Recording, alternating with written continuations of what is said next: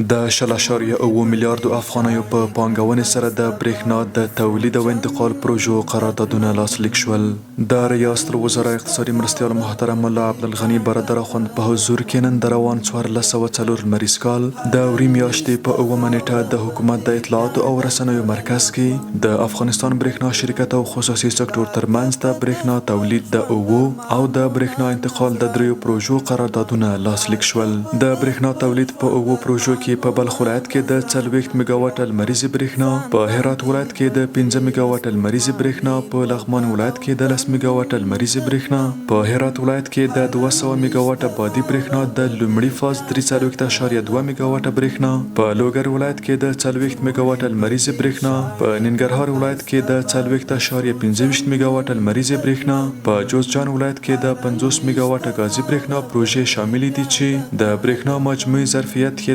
228.45 میگاواټو ته رسیږي. د برېښنا د انتقال په پروژو کې بیا د کندهار ولایت ختیځ برېښنا کوټ او د زابل ولایت د قرات برېښنا کوټ جوړولو او له کجکي تر کندهار پورې د 110 کیلو ولټ برېښنا مزي غځولو پروژې شامل دي. د یادو پروژو د تطبیق لپاره کورني او بهرني خصوصي شرکتونه 0.7 میلیارد افغانۍ پانګونه کوي چې چارې به په معیاري ډول پر ټاکلي وخت بشپړې شي.